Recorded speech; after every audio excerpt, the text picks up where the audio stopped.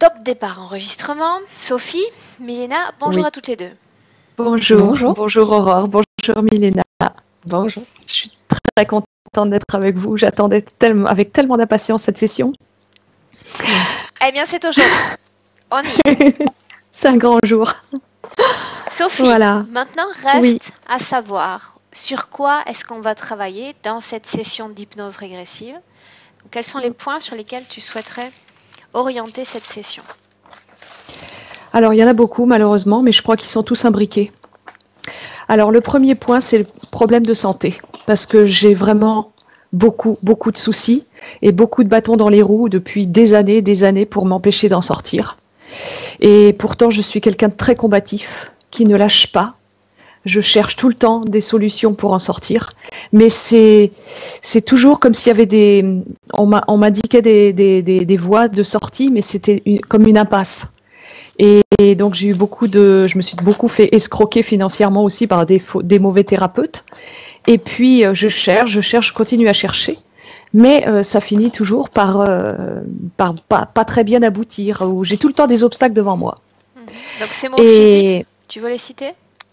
Alors, en fait, j'ai un état dépressif depuis très très longtemps, parce que j'ai eu un contexte familial quand même très très compliqué, très conflictuel, avec beaucoup de violence familiale, beaucoup de conflits.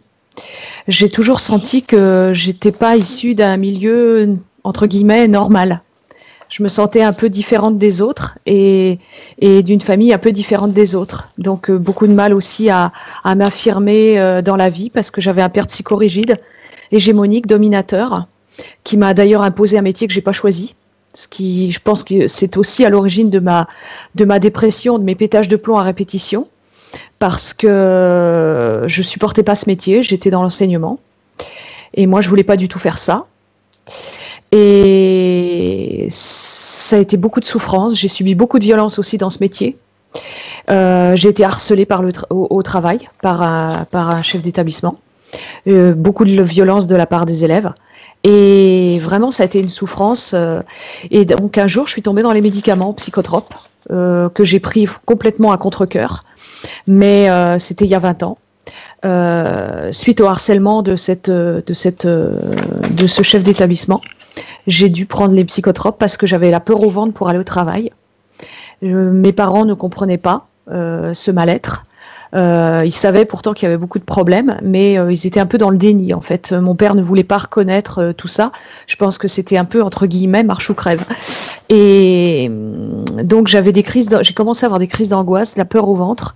J'avais beaucoup d'idées autodestructrices à l'époque. J'avais des pétages de plomb récurrents et j'avais des idées suicidaires. Ça allait pas jusque là, mais j'étais quand même dans l'autodestruction parce que je supportais plus ma vie. Pour nous situer, Sophie, parce que j'aime, tu sais qu'on travaille sur les points dans le présent, même si forcément il y a toujours un lien avec le passé. Oui. Donc dans le présent, un état dépressif qui a commencé tout de suite, c'est-à-dire dans l'enfance, ou ça s'est présenté plus tard? L'enfance, à cause du contexte familial, conflictuel, violent, une situation familiale tordue, avec un demi-frère, dont le père était curé, beaucoup de secrets de famille, un environnement catholique intégriste du côté de ma mère, et ça me poursuit tout le temps, l'environnement catholique. Je le fuis, mais on dirait qu'il veut tout le temps me rattraper. Notamment dans une relation amicale que j'ai. Au moment où j'ai voulu faire finaliser la session avec toi, cette personne m'a appelée.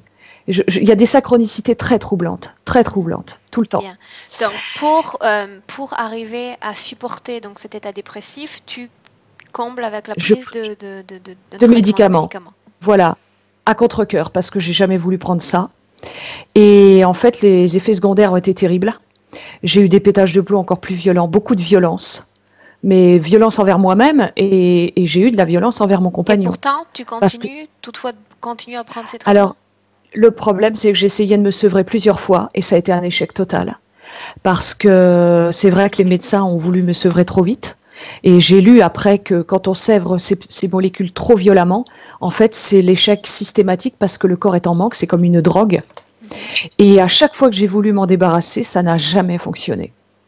Et donc je me suis fâchée parce que il y a quelques années, donc il y a 7 ans, Donc j'ai fini par demander une invalidité parce que je supportais plus mon travail.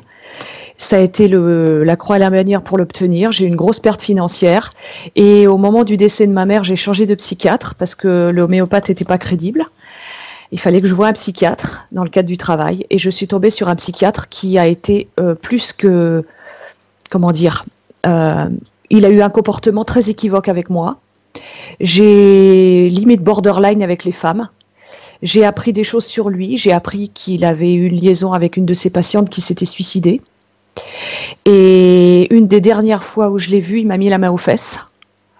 Ça a duré un quart de seconde, mais parce qu'il sentait que j'avais une réticence, que je me méfiais de lui. Mais c'était toujours des comportements. Bon, il me faisait comprendre que je lui plaisais bien, etc. Okay. Et c'est cet homme-là qui m'a donné un médicament qui a failli me mettre en fauteuil roulant il y a 7 ans à peu près. J'ai eu des douleurs articulaires, à ne plus pouvoir marcher. J'ai mis 2 ans à trouver que c'était lié au médicament. Il était dans le déni, c'était marqué dans les effets secondaires, il n'a rien voulu savoir. Il m'a pas aidé à me sevrer de ce médicament. Et en fait, ce que je veux dire par là, c'est que le médicament, il a été révélateur que c'était une manière de plus de m'empêcher de faire ce que je voulais dans la vie. J'ai toujours été empêchée d'eux. Mon père m'a empêché de faire ce que je voulais faire dans la vie professionnellement parlant. Sophie. Et les loisirs, pareil. Bien.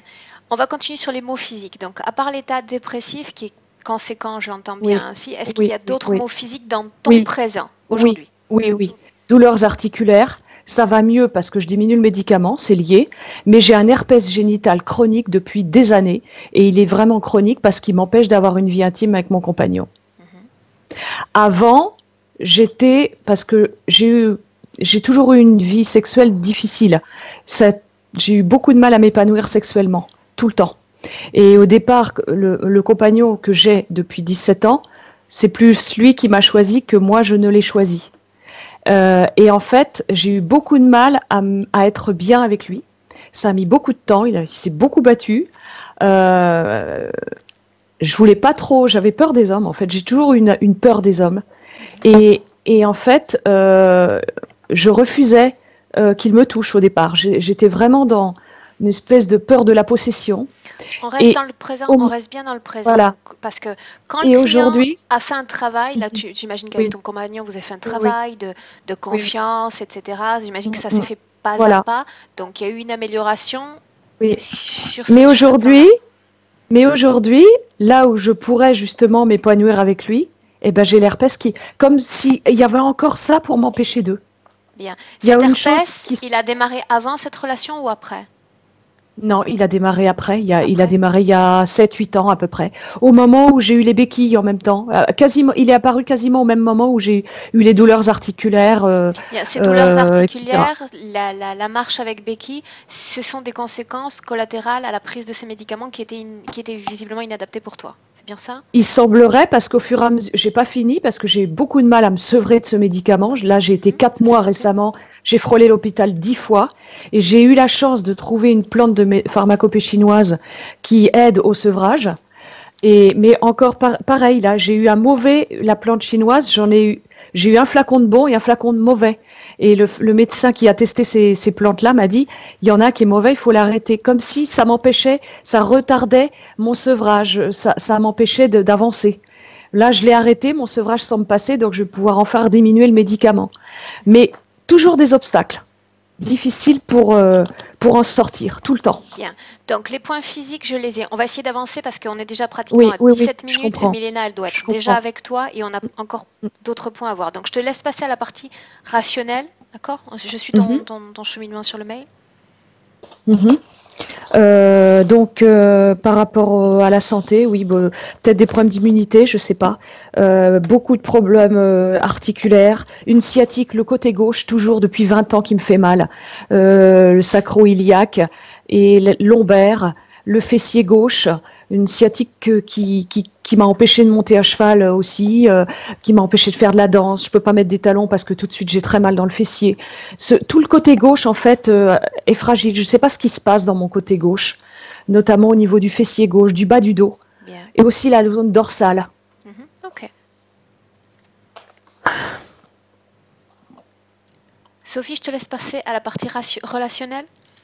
Oui, beaucoup de colère envers mes parents, envers la famille, beaucoup de chagrin, de frustration par rapport à ce que je voudrais faire de ma vie et que je ne peux pas faire, empêcher d'eux dans mes loisirs à cause de l'état de santé, sentiment d'isolement, syndrome d'abandon. J'ai fait une fugue à 4 ans, alors peut-être qu'il y a un lien aussi, je ne sais pas. J'ai du mal à trouver ma place au sein de ma famille, la famille de mon compagnon. Je donne beaucoup, mais j'ai l'impression de ne pas recevoir beaucoup en retour, et ça a toujours été. Je sens un isolement par rapport j'ai pas beaucoup d'amis, j'ai du mal à concrétiser une amitié, des amitiés sincères et durables. J'ai 2 très bonnes amies, mais c'est vraiment, j'ai l'impression de devoir tout le temps me battre pour nourrir les choses. Alors par rapport aux aliens, il faut que je le dise parce que j'ai fait beaucoup de rêves par rapport aux ovnis, par rapport aux aliens. Cet été, j'ai cru voir, au moment où j'étais dans plein chaos avec mon sevrage, j'ai cru voir une tête de gris dans le ciel, une forme de nuage qui avait comme une forme de tête de gris. Et j'ai souvent cette espèce d'impression que une omniprésence de ces êtres, de ces entités-là autour de moi. Et d'ailleurs, mon père s'intéressait à l'ufologie, comme par hasard. Et j'avais acheté, il y avait 30 ans, un bouquin sur l'ufologie. Donc c'est quelque chose qui m'a toujours intéressée, fascinée, mais en même temps, je m'aperçois que, pourquoi ils sont... Pourquoi? Je sais pas, je m'interroge. J'ai l'impression qu'il y a quelque chose qui tire les ficelles. J'ai toujours eu l'impression d'être possédée par quelque chose que je ne contrôlais pas et qui m'empêchait d'être bien dans ma vie, dans tous les domaines. Donc ça m'interroge beaucoup. Et puis beaucoup de peur. Le maître mot, c'est la peur chez moi. Toujours la peur, la terreur, l'angoisse. J'ai beaucoup de colère parce que j'ai pas réussi ma vie comme je voulais. J'ai pas fait ce que je voulais de ma vie. Je l'ai subi plus que vécu. Donc oui, de la colère envers le psy. J'ai peur de le retrouver dans une prochaine incarnation. Est-ce que je l'ai déjà vécu dans d'autres précédentes vies? Est-ce que je l'ai déjà rencontré? Et ma terreur, c'est de revivre quelque chose avec cette personne. J'ai eu beaucoup d'adversité dans tous les domaines. Les loisirs, pareil. Ok. Sophie, pour moi, on peut commencer déjà. De toute manière, j'ai noté d'autres points, c'est-à-dire que tu n'as pas mentionné là, mais que j'ai noté moi-même à partir de ta liste. D'accord? Donc, oui. On est à 20 minutes. On va commencer. D'accord, Sophie? Parfait. Bien. Donc, ce que tu vas faire, s'il te plaît, c'est éteindre ton micro. Donc, tu te souviens les pastilles qu'on a utilisées tout à l'heure pour brancher la caméra? Oui. Donc là, il y a un micro. Désactiver. Tu vas cliquer. Désactiver le son. Désactiver le son, c'est ça? D'accord. Parfait. Bien, Milena, comment est-ce que tu te sens d'abord? Je rigole parce que j'ai vu l'amoncellement de mouchoirs près de toi, donc oui, absolument. Bien. Milena enrhumée. Milena, comment est-ce que tu te sens, sans parler de cet état bien. Moi, je me sens bien. Bien, dis-moi si tu as un contact déjà avec Sophie. Je vois la même scène dès le début. Je t'écoute. Je la vois dans une autre vie. Elle est une petite fille. Elle porte comme une robe jaune, mais très déjà sale. Elle a très faim. Elle se cache dans une forêt. Et ce qui l'a fait... L'enfant semble avoir quel âge, Milena? Comme 11 ans, quelque chose comme ça, 11-12 ans. Elle est seule? Et elle est toute seule.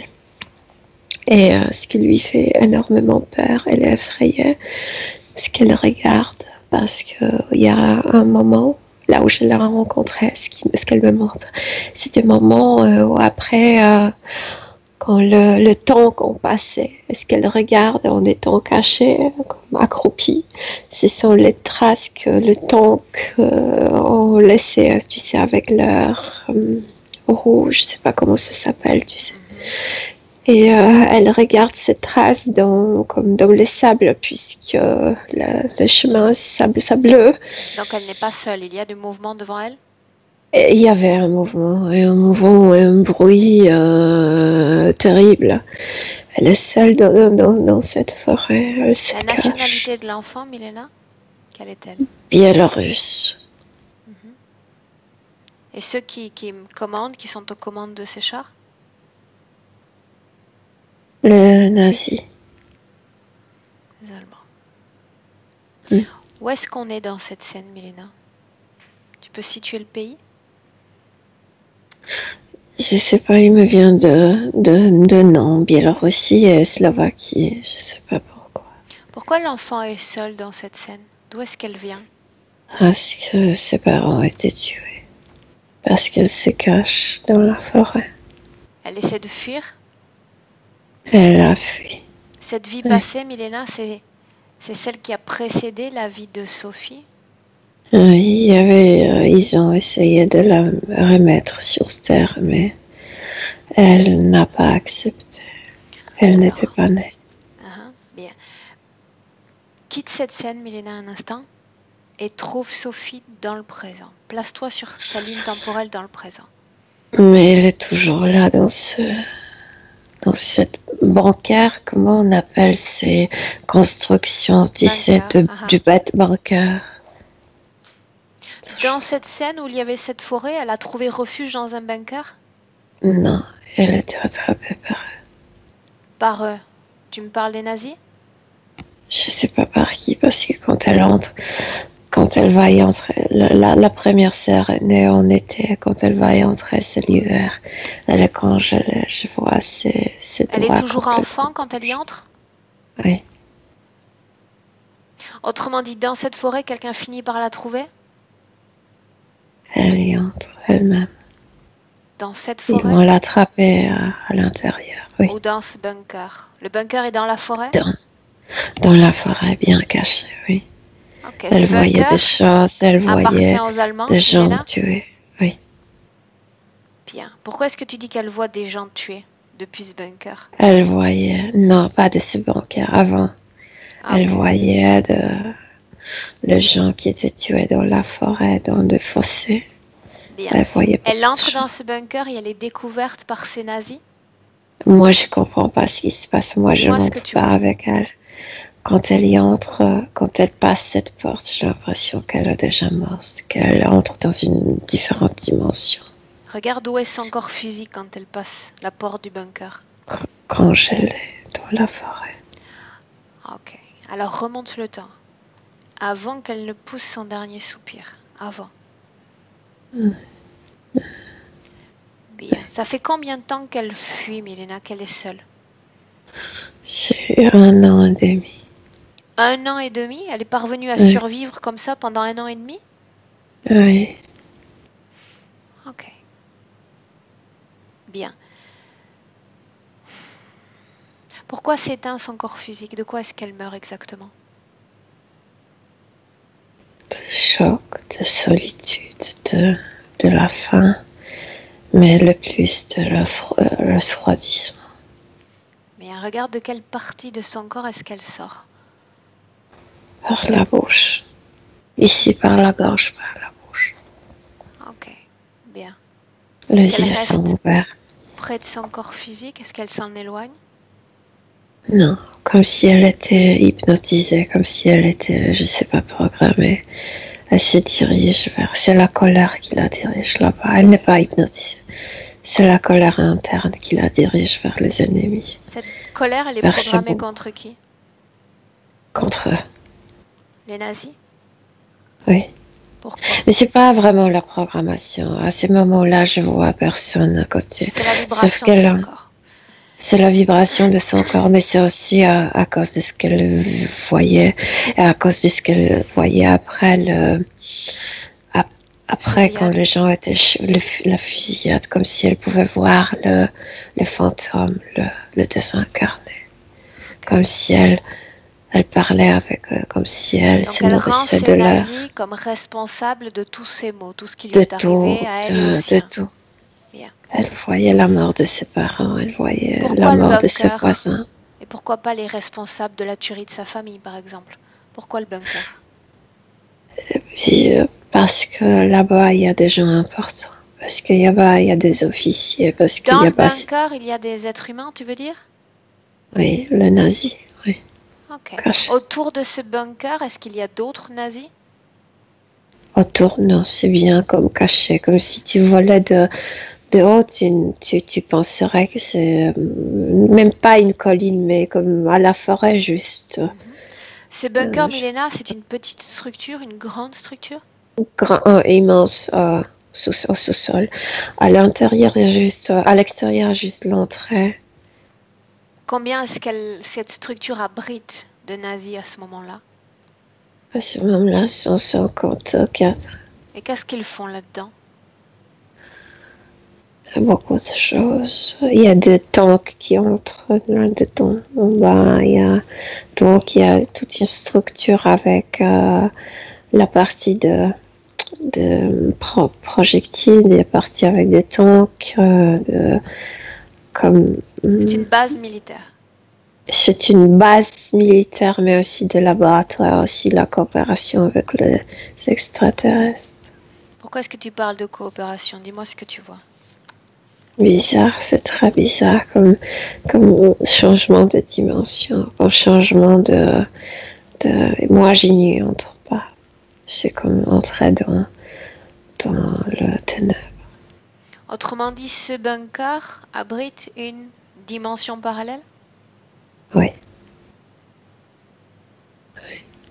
Ce que tu appelles dimension parallèle, c'est le fait de permettre à des entités d'intégrer suffisamment notre monde terrénal pour se rendre visible. Moi, je reste sur la surface et je peux bien comme voir la construction physique qui est plus petite, mais quand même les tunnels sont beaucoup plus profonds et beaucoup plus grands et la construction est double, physique et non physique. D'accord. Cette double dimension permet à ces entités de se rendre visibles aux yeux des humains, des nazis? Est-ce qu'ils les voient? Certains, oui, certains. Quelle forme ont ces entités, Milena? Ils couvrent leur visage, ce sont des reptiloïdes.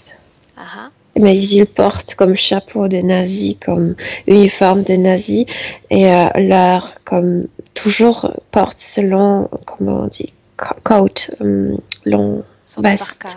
Okay. Oui, et couvrent leur visage. Bien. Dans ce bâtiment, est-ce qu'il y a ceux qui ont assassiné sa famille? Oui, mais ce sont ces soldats, oui. Oui. Oui. Est-ce que c'est pour ça qu'elle y va? Pour retrouver les assassins? Pour le sien, pour elle-même, et pour ceux qu'elle a rencontrés dans la forêt, oui. Quand elle s'approche du bunker, est-ce qu'elle sent une énergie particulière? Ou pas? Non, elle sent sa colère. Bien. Donc elle entre directement dans le bunker. Oui. Où est-ce qu'elle atterrit quand elle arrive? Dans quelle pièce? Moi, je ne comprends pas parce que quand je regarde physiquement avec ce sont comme de grands, immenses blocs qui sont fermés. Mais quand je regarde à travers ces yeux, elle voit l'entrée et c'est comme noir. Et elle entre dans l'obscurité. Bien, autrement dit, pour elle, les visions changent. Elle n'est plus physique, elle. Ça, je sais bien qu'elle n'est plus physique. Quand elle entre dans cet espace, d'abord, Milena, est-ce qu'elle en sort de cet espace? Non. Non? Non. Avec qui est-ce qu'elle communique dans cet espace? Vers qui d'abord, elle entre dans ce noir. Mais moi, je n'entre pas avec elle. Regarde ce qu'elle fait. À travers. Marche, comme si elle marchait, je sais pas, 2 kilomètres de couloir noir. Elle marche, elle devient de plus en plus en colère. Elle est en bas et en bas et en bas. Elle rencontre, elle passe comme à côté des soldats simples, là où se trouvent des tanks, des voitures, etc. Elle se dirige vers les officiers plus profonds. Et ceux-là peuvent la voir. Ils sont comme surpris. Ils peuvent la voir, tu dis? Oui. Oui. Est-ce qu'ils communiquent avec elle? Qu'est-ce que tu fais là? Mais c'est en allemand, ils parlent en allemand.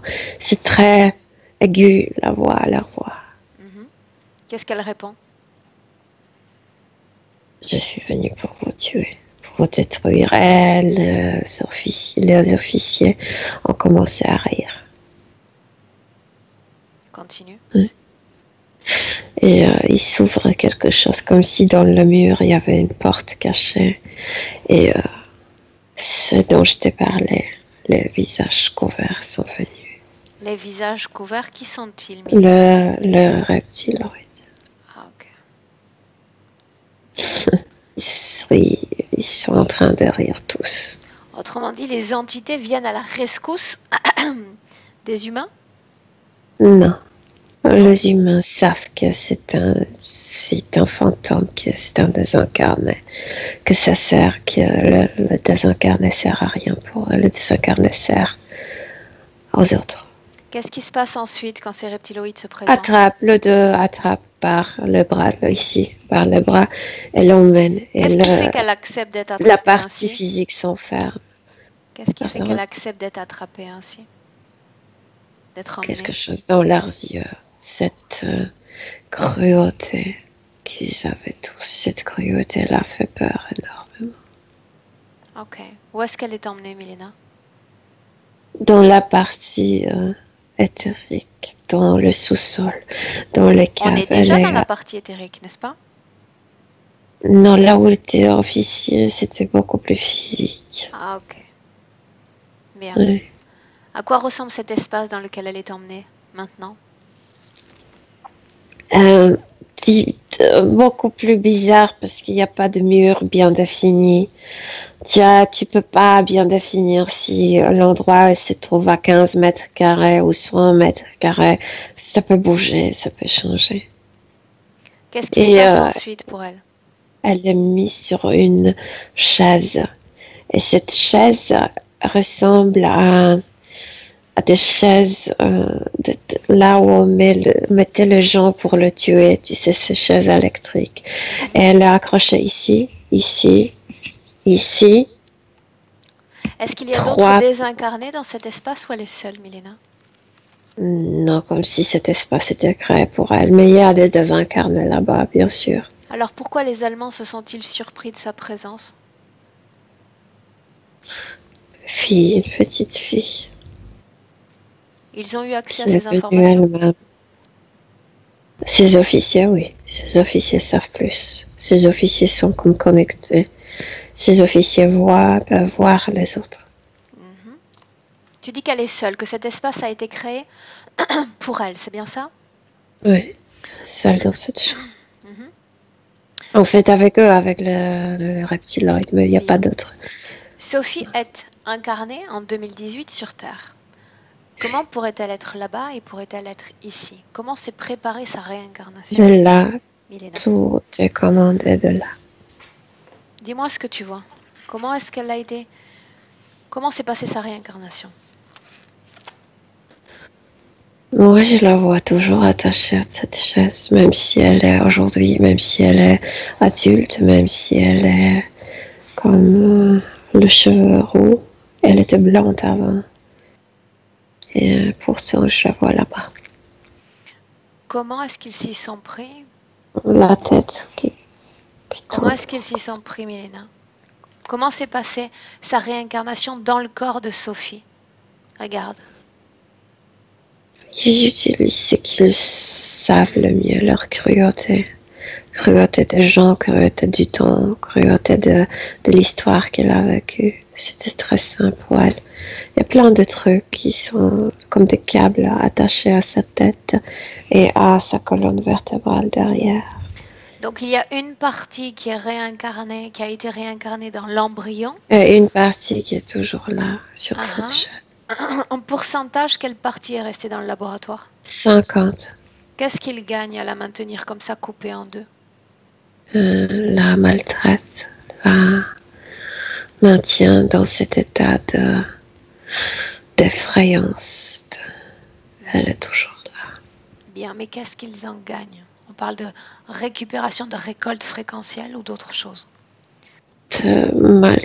sorte d'une maltraitance des humains, comme si ça leur plaisait énormément, comme s'ils faisaient des expérimentations à quel point on peut maltraiter les gens, les maintenir dans leur passé, dans leur situation de la vie passée.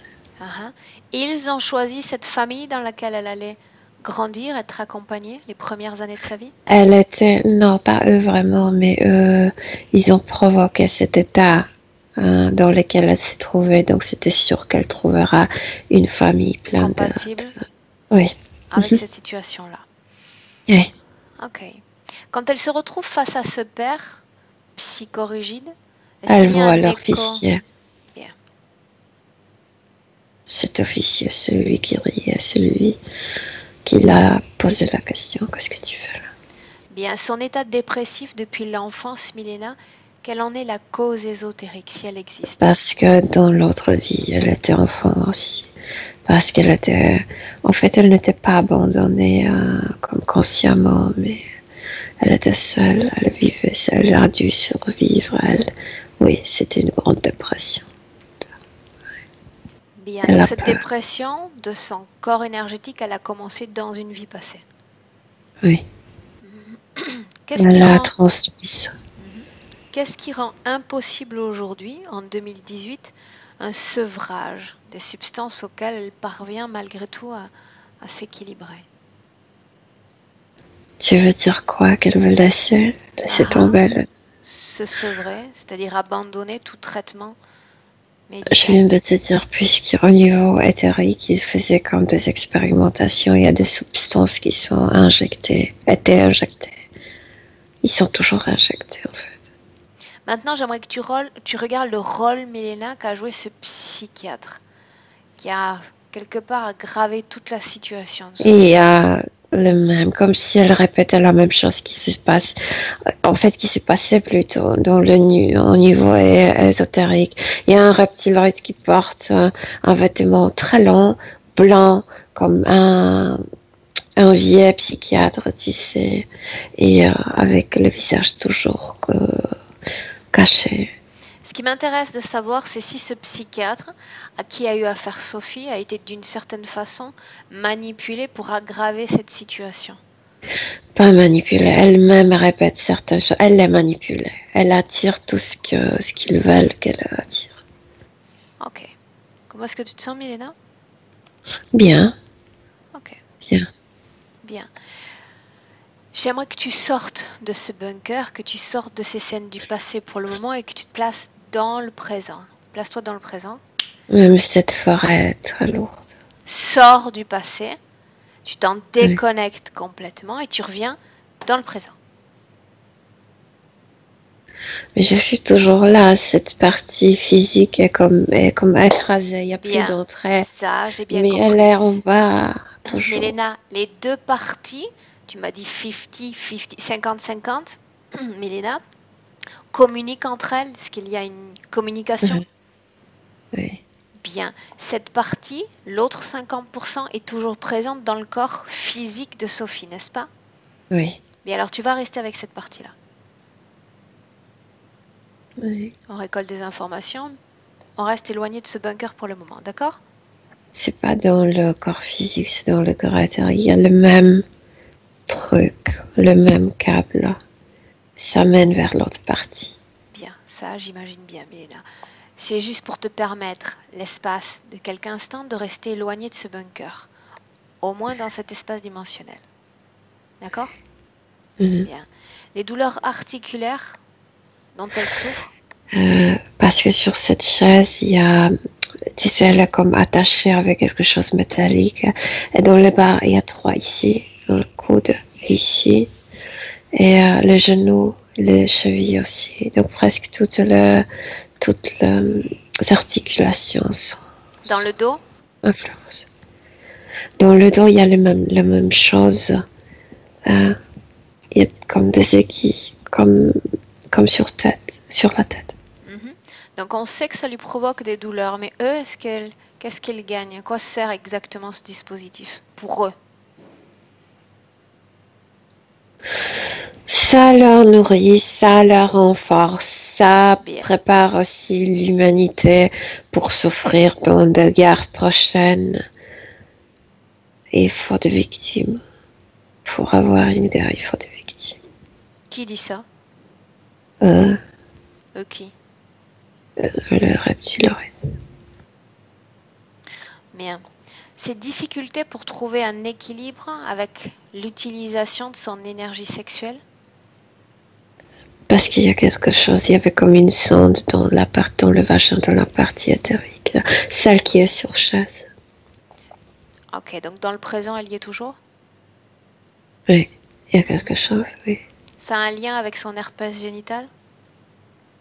Oui, bien sûr, ça dérange énormément, bien sûr. Cette peur des hommes sur laquelle elle a travaillé longtemps? Les officiers, le tank, le bruit, les fusillades, la mort, tout ça.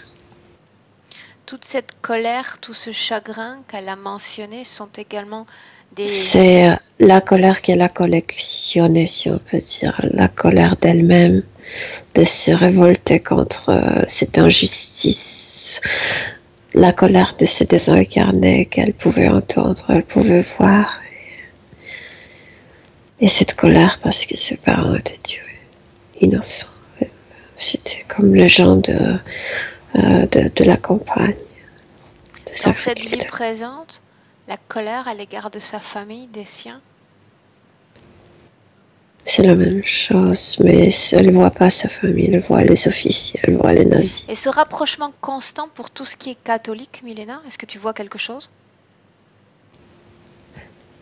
Ça vient d'une autre vie, ou plutôt la colère contre le Dieu.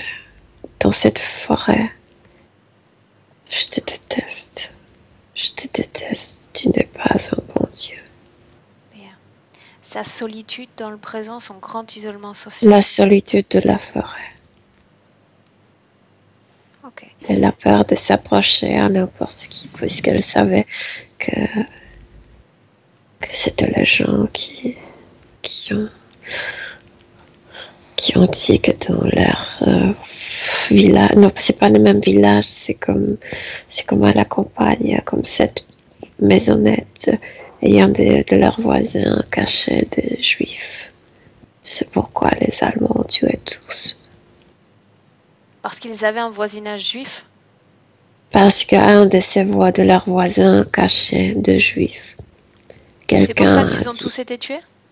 Oui, ses parents aussi. C'est pourquoi elle ne s'approche pas aux gens, parce qu'on ne peut même pas faire confiance aux siens. Bien. Milena, quand elle se sent possédée, quand Sophie parle d'être poussée par des forces destructrices, oui. Qu'est-ce qu'elle sent? C'est quand ces reptiles entrent dans cette chambre, si on peut dire, et ils sont très cruels, très cruels. Tu dis qu'elle est maltraitée dans cette partie, dans ce bunker? Très maltraitée, oui. Qu'est-ce qu'elle subit? Mais quand ils arrivent, parce qu'ils ne sont pas toujours là. Qu'est-ce qu'elle subit exactement? Il y a un qui adore la tirer par la tête, comme s'il l'attrapait avec ses griffes. Elle la tire avec cette chaise métallique très lourde, très très lourde. Et quand même il arrive à la tirer, la déplacer. Ok.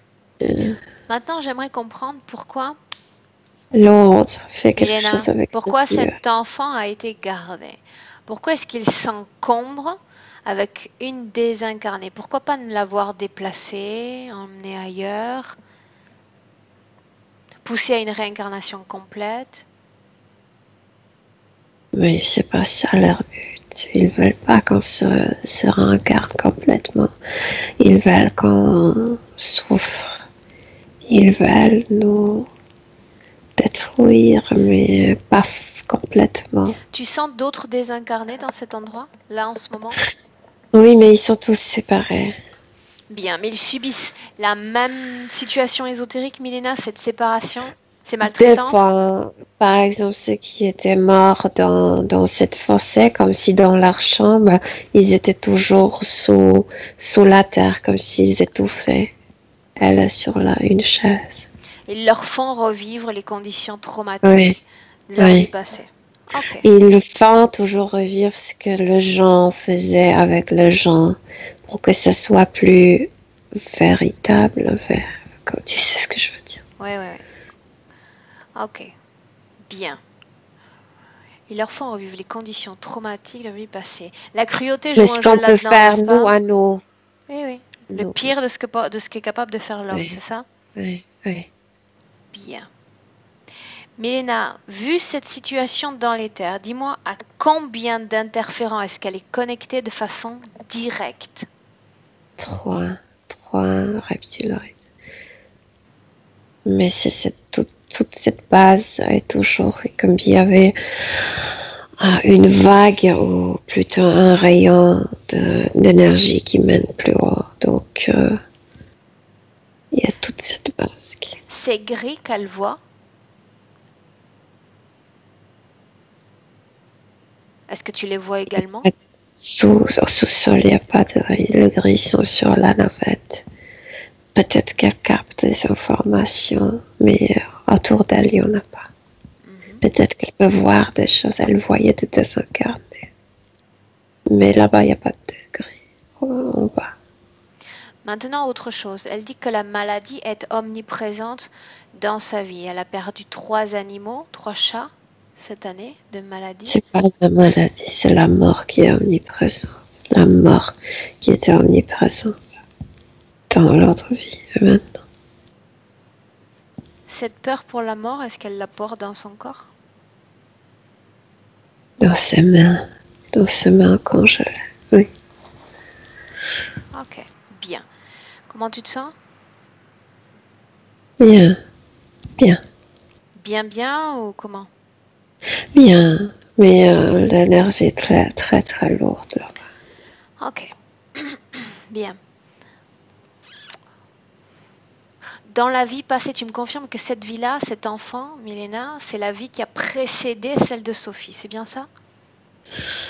Oui, ils ont essayé une fois, mais je sais pas, il s'est passé quelque chose, elle n'était même pas née. Ok. Dans cette vie passée, la vie de l'enfant, Milena, est-ce qu'il y a un moment où elle présente des conditions de vie satisfaisantes, des conditions énergétiques correctes? Avant la guerre, oui. Comment est-ce que tu vois l'enfant avant la guerre? Avec ses frères, elle court. Ils sont pauvres mais heureux. Ils ont quoi manger. Ils sont sains, oui. Okay. Il y a des enfants. Il n'y a pas d'interférence à ce moment-là sur l'enfant? Non, parce que ces gens-là sont simples, ils vivent toujours au lendemain, ils ont leur parcelle de la terre, ils cultivent des pommes de terre, des carottes, etc. Ok. Pendant que l'enfant est là, elle est bien, j'aimerais que tu t'en éloignes un instant, Milena. Oui. Tu prennes de la perspective, tu la gardes de vue comme ça, mais de loin. Pendant qu'elle est là, pendant qu'elle est bien, quelque part sur cette planète, il y a déjà quelqu'un, il y a déjà quelque chose qui fomente, qui prépare cette guerre, ces attaques. Notamment ceux qui vont toucher son histoire, sa famille. Est-ce que tu peux regarder où naît la pensée de cette guerre, de ce conflit?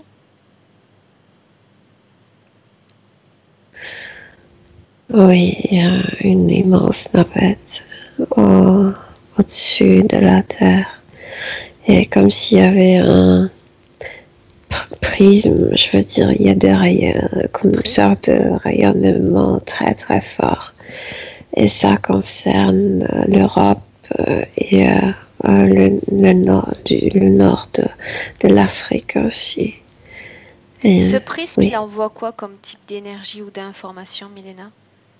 Et comme irritation, comme on a marre de tout ça, comme si ça voulait révolter les gens. Pousser à la révolte. On parle donc de fréquences typiquement négatives, n'est-ce pas? Oui, très négative, très irritante. Et ça provoque que l'un devienne l'ennemi des autres. Oui. Donc ça entretient ce système de dualité que l'on connaît. Oui. C'est là que tout démarre, c'est la graine de cette guerre humaine démarre de là? Oui. Oui.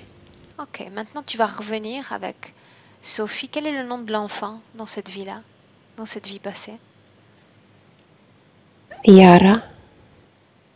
Yara. Bien. J'aimerais que tu avances dans le temps quelques instants avant que toute cette tragédie ne démarre. Avant qu'il tue ses parents. Avant qu'il n'arrive. Le même bruit horrible de véhicules alentour. J'aimerais que tu te mettes en contact télépathique avec l'enfant. Et avant de lui montrer ce futur, avant de lui montrer ce qui va se passer, j'aimerais que tu lui expliques ce qui est en train de se jouer à plus haut niveau. Cette navette, la présence de ces êtres, la façon dont ils influencent le genre humain. Oui. Elle dit, mais c'est beaucoup plus grand que nous. C'est beaucoup plus puissant que nous. Bien. Et ces graines qu'ils sont en train de disséminer vont affecter directement sa famille, les siens, et elle va connaître une tragédie. Oui. Oui. Dis-moi ce qui se passe, dis-moi comment elle accueille cette information, Milena. Elle se cache dans le... tu sais, derrière le foin, dans la grange. La grange. Et sa partie énergétique accueille l'information, Milena? Oui. Elle a peur des yeux clairs. Elle a peur des yeux clairs? Oui. Ils sont froids et cruels. Pas tous. Seulement ceux-là, ceux qui sont porteurs de cette tragédie. Oui, c'est ça, oui. Ok, bien. Elle a pris l'information en compte, elle sait ce qui va se passer. Il y a cette tragédie, cette guerre qui va disséminer, qui va voir disparaître cette famille. Tu vas faire défiler le temps et me dire ce qui se passe maintenant qu'elle a cette information dans l'esprit. Est-ce qu'elle prend des décisions? Oui ou non? Elle sait qu'elle va mourir congelée dans la forêt. Bien. Va à ce moment-là et tu recrées un contact télépathique directement avec elle alors qu'elle quitte son corps physique. La laisse pas partir. Crée le contact avant qu'elle ne s'en aille. Oui. Elle quitte son corps physique, mais elle se dirige vers la maison.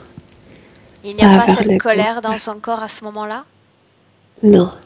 Comme si elle voulait dire au revoir à ses proches, en fait à ces endroits où elle vivait l'enfance heureuse. Milena, tu me confirmes qu'elle n'est plus animée par ce sentiment de colère? Non. Autrement dit, elle comprend que tout ceci est bien plus grand qu'elle et elle sait qu'elle ne peut pas Comme lutter. si elle, quand il lui a dit de regarder la source, cette immense navette, elle a compris que ça sert à rien de lutter contre cette force. Parce que c'est immense. Bien, donc elle sait que armée de sa colère, elle ne pourra pas lutter ni contre le bunker, ni contre tous ceux qui s'y trouvent. Elle en est consciente. Oui. Oui. Bien. Dis-moi ce qu'elle fait ensuite. Parce que elle a compris qu'elle luttait avec comme les fourmis quand l'éléphant, quand quelque chose de grand était ailleurs. Donc ça servait à rien. Qu'est-ce qui se passe ensuite une fois qu'elle retourne chez elle, Milena? Elle s'est assise comme dans ce granger, au milieu de ce granger, comme si elle revenait dans le passé, elle riait à l'intérieur, comme si elle pouvait entendre, sentir ces gens qui y vivaient. C'est sa manière, c'est sa façon de dire au revoir à tout ça. Elle parvient à dire au revoir à tout ça? Oui. Bien. Oui, elle a été détectée, mais elle ne se laisse pas prendre. Elle a été détectée? Par qui est-ce qu'elle a été détectée? Je viens de te dire parce qu'au-dessus de l'Europe, il y a une immense navette. Et cette navette, comme si c'était une cloche Et tout est Tu veux dire que cette navette est si grande qu'elle est capable de recouvrir l'Europe? Avec cette énergie, oui. Elle est immense. Elle est beaucoup plus grande que notre continent. Mais elle est Certains loin. humains, Milena, sont imperméables, En fait, hermétiques. loin de centaines de kilomètres. Milena, est-ce que tu m'entends? Oui. Oui. Certains humains sont hermétiques à ces fréquences? Ceux qui sont conscients peuvent fuir, oui. Mais normalement, non, puisque la guerre a fait... nous a détruits, nous a blessés. Ok. Elle perçoit ces fréquences également? Elles ne se sont plus blessées, elles se sont libres. Bien. Où est-ce qu'elle va une fois qu'elle quitte cette maison, cette grange? Mais elle va y rester comme 3 mois. Pour nous c'est long, mais pour elle c'est comme une seconde, oui. Bien. Et ensuite, après cela, quel va être son processus? Comme si elle revenait vers la forêt, mais pas dans le même endroit, comme devant elle. Et elle marche et la dimension se change. Elle ne sait même pas quand. Elle sort de cette dimension. Et ensuite? Il y a sorti une tristesse, elle est libre, mais il y a sorti une tristesse, elle n'est pas sortie de la terre. Il y a des maux de tête. Regarde-la se réincarner. Avec cette sorte de tristesse. Milena revient en 2018. Dans le présent. Je la vois triste avec le souvenir. Bien, la tristesse c'est une chose, c'est une création de son corps, complète. Complète, oui. Bien. Pas de séparation, il n'y a pas eu de passage dans ce bunker ni dans cette dimension altérée. Est-ce qu'elle comprend ce qui s'est passé? Tout ce qu'elle a fait? Elle comprend ce qui s'est passé, elle comprend pourquoi elle voit des grilles. Parce qu'il y a toujours des tentatives. Liées à cette tristesse? Oui. Bien, alors tu vas lui expliquer tout simplement que cette tristesse est une émotion informatisée. D'accord? Donc elle porte dans son corps son lot de souvenirs malheureux, son lot de tragédies. Elle peut garder l'image sans garder la fréquence, l'horreur autour de ce passé. Et comme si cette tristesse s'est accumulée dans son vagin, dans son utérus. À quoi sert de faire naître les enfants quand on les perd? Ok. Milena, propose-lui un plafond fréquentiel. Crée-lui une sorte de plafond fréquentiel. Forcément à plus haute fréquence que celle de son corps énergétique. Oui, bien sûr. Elle va regarder ce plafond et elle va sentir toutes les fréquences négatives monter vers le haut et quitter son corps. On garde le souvenir, l'expérience, mais pas le trauma autour de ce souvenir ou de cette tragédie. Dis-moi ce qu'elle fait. Comme s'il y avait une substance noire exactement dans ses hanches, dans ses genoux, dans ses articulations qui la quittaient, comme si elle bougeait dans la douleur, dans la tristesse. Bien. Ça vole vers le plafond. Bien, très bien. Comment est-ce que tu te sens pendant qu'elle fait ce travail? Oh, mieux. Bien. Quand tu ne sentiras plus cette fumée, cette fréquence négative, que ce soit de la colère, de la tristesse, culpabilité, de la peur également, la peur pour ses yeux, la peur pour ses hommes, la peur pour la mort. Non, s'il n'y avait plus de peur. Bien. Ça y est. Elle a terminé ce processus? Oui. Bien. Elle est debout maintenant. Demande-lui si elle se sent prête à voir disparaître ce plafond. Ça y est, oui, elle l'a fait disparaître elle-même. Et tu vas lui dire qu'à partir de maintenant, elle est capable de se créer elle-même ce genre de porte fréquentielle pour dégager son corps de ses émotions. Elle a déjà tout changé, comme si elle a changé sa chambre, sa maison, complètement, comme si les chaises, je sais pas, la table. La maison présente. Oui, la table, tout était fait de nuages, c'est très... Et ça sent bon, comme à la vanille. Ok. Regarde son corps de l'intérieur et dis-moi si tu vois encore quelque chose qui ne lui appartient pas, Milena. Non. Demande-lui comment est-ce qu'elle se sent ainsi. Incroyablement bien. Bien. Partout où ses yeux vont se poser, partout elle pourra voir ces êtres qui peuplent les mondes subtils. Il y a quelque chose qu'elle a poussé de ses dents, de son dos. Qu'est-ce qu'elle a poussé? Je sais pas qu'est-ce que c'est, comme un désincarné lié avec les reptiloïdes, mais elle a dit non. Non. Attends une seconde. Ce désincarné, Milena, il est arrivé quand? Il est sorti quand? Entre les vies. Il est sorti maintenant. Qu'est-ce qui a fait qu'il soit sorti? Elle a augmenté ses fréquences. Elle a dit non. Donc il est devenu incompatible avec ses fréquences. Bien. Elle a dit non au passé. Elle a dit non à tout. Elle a dit oui à soi-même. Ce désincarné procurait un impact, une conséquence dans cette vie, dans sa réalité physique? Oui. Quoi? Incompatibilité entre ce qu'elle voulait et ce qui se passait. Bien. Autrement dit, blocage, absence de réalisation? Oui, oui. Ok. Bien. Demande-lui comment est-ce qu'elle se sent maintenant? Heureuse. Elle n'a même pas de colère. Elle n'est même pas en colère contre lui. Elle a ri. Je te voyais pas, je te sentais pas. Ok. J'étais aussi triste comme moi j'étais. Maintenant, j'aimerais qu'elle pense, Milena, à un incarné. Encore. Ce psychiatre. J'aimerais savoir ce qu'il évoque, qu'est-ce qu'elle ressent maintenant.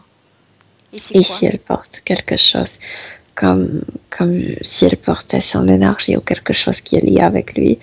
Ça lui coupe la parole, ça comme l'étrangle, ça l'angoisse. Quand est-ce qu'elle a créé cela? À quel moment exactement? Quand elle est entrée en contact avec lui, quand il rappelait les Allemands. D'accord. Mais alors, de quel type de création est-ce qu'il s'agit? Quand tu touches sa gorge, qu'est-ce que tu ressens? Tu peux me tuer. C'est la peur, tu peux me tuer. Tu as ce regard qu'ils avaient eux. Donc cette peur, elle la porte encore? Quand il a mentionné ce psychiatre, elle l'a fait comme disparaître. Ça. Bien. Est-ce que tu vois autre chose dans son corps ou autour de son corps qui pourrait être un frein, un plein épanouissement dans cette vie humaine? Elle enlève comme des semelles de ses pieds. C'est quelque chose qui l'a stoppé, mais c'était ses propres créations. C'est à elle. Elle le fait disparaître dans sa main. Bien. Par mesure de sécurité, maintenant, pour nous assurer que ce travail et cette prise de conscience a correctement été effectué, Milena, tu vas dire à Sophie d'appeler dans le présent tous ceux à qui elle a laissé une permission à son champ énergétique. Dans le présent. À ce psychiatre et à un certain désincarné. Celui qui était derrière? Celui qui était derrière, mais aux autres aussi, puisque comme si elle reconnaissait de ce fossé. Ce fossé, Milena, il est où? En Biélorussie. Pourquoi est-ce qu'elle est connectée à ces gens, à ces désincarnés? Non, pas connectée. Elle est entrée en contact, pas connectée. Entrée en contact? À quel moment est-ce qu'elle est entrée en contact avec eux? Plusieurs fois dans cette vie. La première fois, c'était quand? Quand elle avait 5 ans. Qu'est-ce qui la pousse à rentrer en contact avec ces désincarnés? Cherchait des réponses pour certaines choses qu'elle ne comprenait pas. Pourquoi elle est malheureuse dans cette vie? Tu me parles de cette vie présente? Oui. Ok. Bien. Les désincarnés, tu m'as dit, et puis? Le psychiatre, je sais pas, cet homme, je sais pas si le psychiatre, mais cet homme Bien. et le désincarné qui était installé. Avec ce psychiatre, Mylène, on va y arriver. Cette déconnexion est effective? Elle l'a fait, ça y est? Elle l'a repoussé, et il est parti, comme disparu. Oui. Bien. Elle va faire la même chose avec tous ces désincarnés. Ce n'est pas là qu'elle trouvera les réponses à ces questions. Tous ces gens qui viennent de cette fossée sont partis avec comme gratitude. Mais celui qui était dans le dos, comme s'il criait, comme s'il disait tu vas pas survivre sans moi, tu vas pas. Mais elle n'écoute plus. Elle n'écoute plus. Bien. Elle ne veut plus qu'il fasse partie de sa réalité éthérique. Donc elle coupe tout type de connexion avec tous ces êtres. Quand tout aura été rompu, quand tu ne verras plus une connexion avec l'un d'entre eux, Milena, avec personne, tu me le dis. Non, il n'y en a plus. Bien. Bien. Dis-lui à nouveau d'appeler tous ceux qui sont encore connectés à elle dans le présent. Non, il n'y a personne. Bien. Et demande-lui pourquoi est-ce qu'il n'y a personne. Pourquoi est-ce qu'il n'y aurait personne? Elle ne permet plus. Elle ne se sent pas seule ainsi, Milena? Pas du tout. Non? Pas du tout. Non. Est-ce qu'elle va rester ainsi ou est-ce qu'elle va en accueillir d'autres? Non, mais elle fait son travail à elle comme si elle effaçait l'image de son père, de son corps mental. De cette vie présente? Oui. Bien. Nettoyage. Bien, tout ce qui a pu la blesser, tout ce qui a pu la traumatiser, c'est le moment ou jamais pour faire le travail qu'elle a fait avant. Elle a créé de sa propre énergie, sorte d'une douche très très fraîche, et comme si elle se noyait, non pas noyée, mais comme si elle se lavait à l'intérieur. Nettoyer et pas noyer. Nettoyer, oui. Bien. Ok. Quand elle aura fini ce processus de nettoyage, Milena, tu me le dis. Elle se sent maintenant très pure, très très fraîche. Très bien. C'est fait? Ok. Maintenant, tu vas dire à Sophie de regarder son futur et nous dire si elle va parvenir à se sevrer de ces traitements médicaux. C'est marrant parce que quand elle regarde son futur, elle se regarde à l'intérieur. Oui. Oui. Dis-moi ce qu'elle voit. Cette dépression, ces traitements qui la maintiennent de façon palliative. Oui, petit à petit, tout va partir, mais en douceur. Elle a beaucoup de douceur pour elle-même, donc elle ne le fait pas de jour au lendemain. Elle ne permettra plus cette brutalité qu'elle permettait avant. Bien. Oui. Okay. Avec l'équilibre interne. Regarde sa santé, ses articulations, cet herpès qui affectait sa vie intime. Non, dans la partie génitalienne, on n'a plus rien, mais elle me montre que les articulations sont comme lourdes. Quelle en est la cause ésotérique? Ésotérique, il n'y en a pas. Elle est claire. Ok, donc ça c'est un processus de rétablissement d'équilibre maintenant entre sa partie subliminale et sa partie physique. Il faut se laisser le temps. Oui. Plus de colère, plus de rancœur à l'égard des siens. Non. Non. Non. Regarde ce réflexe qu'elle avait de se protéger des autres, de s'isoler des autres. Oui, elle comprend pourquoi, mais elle n'en a plus besoin. Non. Okay. C'est ce qu'ils voulaient quand ils se séparent. Leur point de vue, je le comprends parfaitement. Bien. Tu vas dire à Sophie de jeter un œil sur son futur en général, dans son couple, socialement, professionnellement, puisqu'elle avait dû abandonner son métier. Elle se voit souriante. Elle se voit s'épanouir dans la vie. Elle se voit heureuse et satisfaite. Elle nous disait au début de la session que tout avait été décidé pour elle, et notamment son métier. Est-ce qu'elle se sent prête aujourd'hui à prendre la tête de ses décisions? Oui, mais petit à petit. Pas tout en même temps, oui. C'est un processus. Bien. Demande à Sophie si elle a un message pour sa partie physique. Milena. Qu'elle peut voir, qu'elle se voit maintenant clairement. Donc qu'elle peut voir maintenant clairement son entourage. Éliminer petit à petit des choses qui ne lui conviennent plus. Et tout va s'éclaircir. De plus en plus.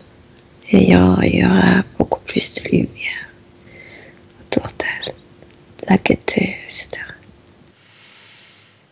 Bien. Elle est prête pour prendre ses décisions, prête pour créer. Alors, elle est prête, elle est très claire. Il est temps de la laisser, Milena. Tu vas lui dire d'ouvrir un portail dimensionnel, son espace de création. Tout est très doux, tout est fait comme des nuages, très délicat. Et entre. Léger. Tu sors de cette création qui n'est pas tienne, Milena. Je n'y suis même pas entrée. Bien. Je vais compter de 1 à 3. À 3, tu seras revenu dans le présent, Milena. À 1, tu te déconnectes complètement de tous et de tout. Déconnecté complètement, tu sens maintenant une légèreté qui parcourt tout ton corps et un bien-être. Un bien-être que tu sens dans chacune de tes cellules. À 2, tu vas faire un travail d'augmentation fréquentielle. Et tu vas pousser toutes tes immunités à leur niveau maximum pour récupérer le parfait usage de ton corps physique. Et à 3. Bienvenue. Oui, je suis là. Comment est-ce que tu te sens je n'ai même pas utilisé. Avec tes mouchoirs? Bien. Tu ne les as pas utilisés, effectivement. Ouais. Ça va? Bien. Bien. Oui. Physiquement? Bien. Ok. Sophie, je te laisse revenir. Première pastille en bas de l'écran.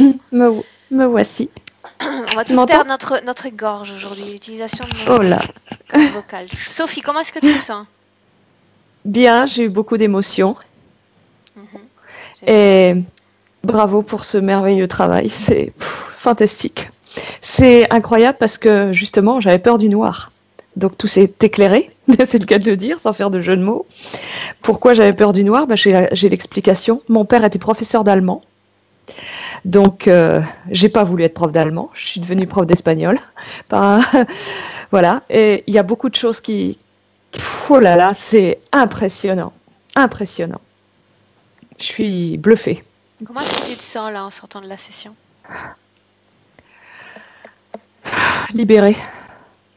C'est le mot qui me vient. Libérée. Libérée. Je comprends mieux les choses. Il y a tellement de choses qui sont... Tout s'éclaire. J'aime pas j'ai toujours eu peur des yeux bleus. Pas tous les yeux bleus. Aurore a de très beaux yeux bleus, je crois. Mais les hommes aux yeux bleus ne m'ont jamais attirée, comme par hasard. Donc, ah non, mais c'est hallucinant. Hallucinant. C'est extraordinaire. Franchement, quel travail. Bravo. C'est ton travail avant tout. Nous, on est, tu sais, les mains qui guident cet instrument. Rien de plus. Maintenant, à toi, tu rentres dans un processus très, très important maintenant de post-session, d'accord? Donc, il faut te laisser du temps. Donc, je pense qu'il n'y aura pas de problème parce que Milena, elle a vu vraiment que tu allais t'offrir ce temps. Tout va être dans la douceur, dans un tempo réellement qui va te convenir. Donc, je vais pas avoir de conseils à te donner parce que je sens que ta partie subliminale va très bien faire le processus par elle-même, d'accord? Donc, ta partie physique, tu en es consciente aussi puisque tu en parlais également au début de la session. Tu n'as pas aimé la brutalité, par exemple, de l'arrêt du sevrage. Tu savais que tu avais besoin de plus de temps pour tout cela. Oui. Donc, voilà. Oui. Maintenant, à voir sur le plan physique comment tu vas être parfaitement capable de métaboliser ce travail dans l'éther. Ça va déjà mieux, ça va de mieux en mieux. C'est très long, mais je suis sur le bon chemin. C'est évident. Parfait. Cette session, Sophie, tu voulais qu'on la partage ou tu voulais qu'elle reste privée? Je veux bien la partager, mais je préfère avoir la vidéo floutée. Ok. Si c'est possible. Merci. Voilà. Bien. Donc, Sophie, ce que tu vas faire, c'est rester un instant en ligne. Oui. Ne coupe pas, j'arrête simplement l'enregistrement. Je vous salue, mesdames. Et Sophie, je te souhaite une belle fin d'année. Merci, Milena. Oui, à tout de suite, Aurore. Merci infiniment. Merci. Merci.